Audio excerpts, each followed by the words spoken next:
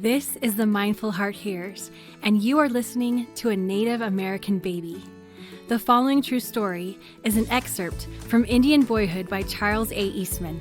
Some minor adaptations have been made to the text in order to provide greater clarity. What boy would not be an Indian for a while when he thinks of the freest life in the world? This life was mine. Every day there was a real hunt. There was a real game. Occasionally there was a medicine dance away off in the woods where no one could disturb us, in which their boys impersonated their elders: Brave Bull, Standing Elk, High Hawk, Medicine Bear, and the rest. They painted and imitated their fathers and grandfathers to the minutest detail, and accurately too, because they had seen the real thing all their lives. We were not only good mimics, but we were close students of nature. We studied the habits of animals just as you study your books. We watched the men of our people and represented them in our play, then learned to emulate them in our lives. No people have a better use of their five senses than the children of the wilderness. We could smell as well as hear and see. We could feel and taste as well as we could see and hear. Nowhere has the memory been more fully developed than in the wild life, and I can still see wherein I owe much to my early training. Of course, I myself do not remember when I first saw the day, but my brothers have often recalled the event with much mirth, for it was a custom of the Sioux that when a boy was born, his brother must plunge into the water or roll in the snow naked if it was wintertime, and if he was not big enough to do either of these himself, water was thrown on him. If the newborn had a sister, she must be immersed. The idea was that a warrior had come to camp, and the other children must display some act of hardihood. I was so unfortunate as to be the youngest of 5 children, who soon after I was born were left motherless. I had to bear the humiliating name Hokeda, meaning the pitiful last, until I should earn a more dignified and appropriate name. I was regarded as little more than a plaything by the rest of the children. My mother, who was known as the handsomest woman of all the Spirit Lake and Leaf Dweller Sioux, was dangerously ill, and one of the medicine men who attended her said, "Another medicine man has come into existence, but the mother must die. Therefore let him bear the name Mysterious Medicine." But one of the bystanders hastily interfered, saying that an uncle of the child already bore that name. So, for the time, I was only Hokeda. My beautiful mother, sometimes called the demi-goddess of the Sioux, who tradition says had every feature of a Caucasian descent, with the exception of her luxuriant black hair and deep black eyes, held me tightly to her bosom upon her deathbed. While she whispered a few words to her mother-in-law, she said, "I give you this boy for your own. I cannot trust my own mother with him. She will neglect him, and he will surely die." The woman to whom these words were spoken was below the average in stature, remarkably active for her age. She was then fully 60, and possessed of as much goodness as intelligence. My mother's judgment concerning her own mother was well founded, for soon after her death that old lady appeared, and declared the Hokeda was too young to live without a mother. She offered to keep me until I died, and then she would put me in my mother's grave. Of course, my other grandmother denounced the suggestion as a very wicked one and refused to give me up. The babe was done up, as usual, in a movable cradle made from an oak board 2.5 feet long and 1.5 feet wide. On one side of it was nailed with brass-headed tacks the richly embroidered sack, which was open in front and laced up and down with buckskin strings. Over the arms of the infant was a wooden bough, the ends of which were firmly attached to the board, so that if the cradle should fall, the child's head and face would be protected. On this bough were hung curious playthings, strings of artistically carved bones and hoofs of deer, which rattled when the little hands moved them. In this upright cradle I lived, played, and slept the greater part of the time during the first few months of my life. Whether I was made to lean against a lodge pole or was suspended from a bough of a tree, while my grandmother cut wood, or whether I was carried on her back, or conveniently balanced by another child in a similar cradle hung on the opposite side of a pony, I was still in my oaken bed. This grandmother, who had already lived through 60 years of hardships, was a wonder to the young maidens of the tribe. She showed no less enthusiasm over Hakadah than she had done when she held her firstborn, the boy's father, in her arms. Every little attention that is due to a loved child she performed with much skill and devotion. She made all my scanty garments and my tiny moccasins with a great deal of taste. It was said by all that I could not have had more attention had my mother been living. Unchita, grandmother, was a great singer. Sometimes when Hakadah wakened too early in the morning, she would sing to him something like the following lullaby. "Sleep, sleep, my boy.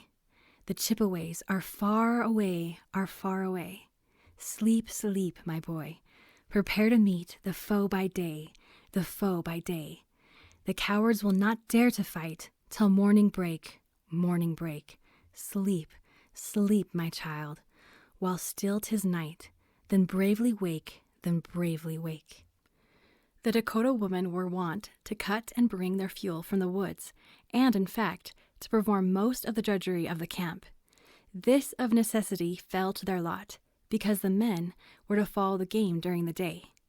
Very often my grandmother carried me with her on these excursions, and while she worked, it was her habit to suspend me from a wild grapevine or springy bough, so that the least breeze would swing the cradle to and fro. She has told me that when I had grown old enough to take notice, I was apparently capable of holding extended conversations in an unknown dialect with birds and red squirrels. Once I fell asleep in my cradle, suspended 5 or 6 feet from the ground, while Unchita was some distance away, gathering birch bark for a canoe.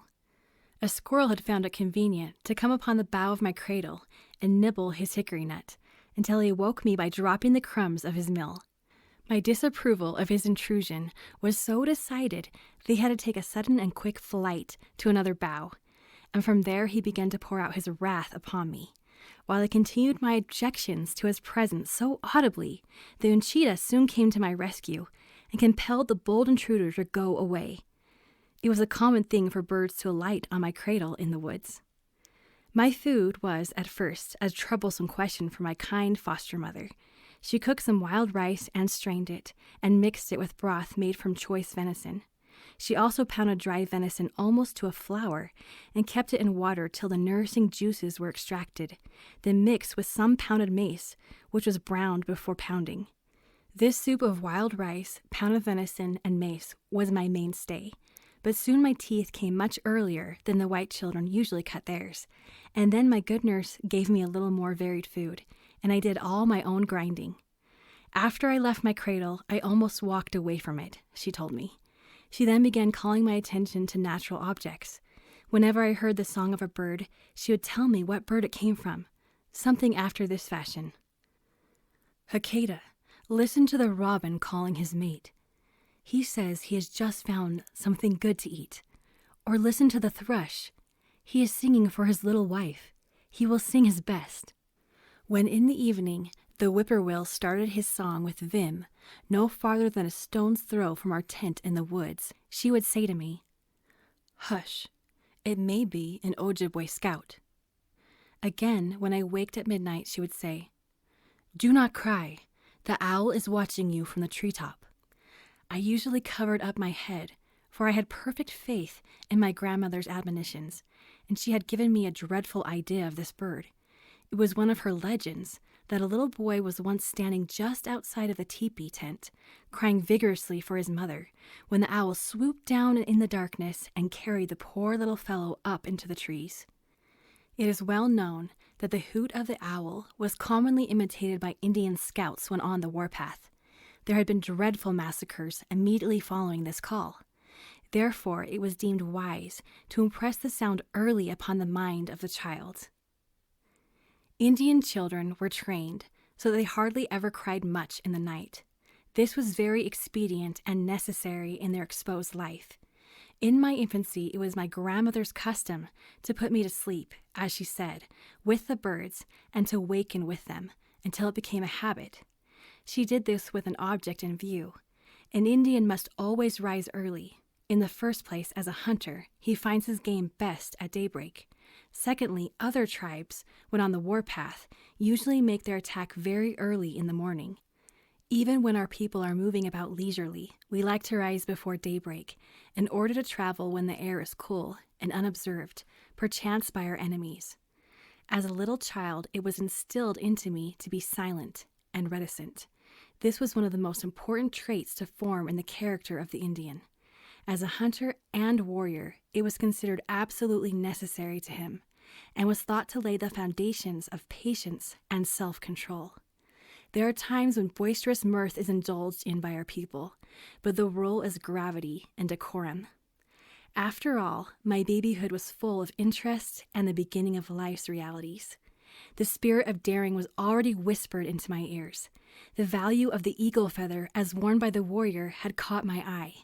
One day, when I was left alone at scarcely 2 years of age, I took my uncle's war bonnet and plucked out all its eagle's feathers to decorate my dog and myself.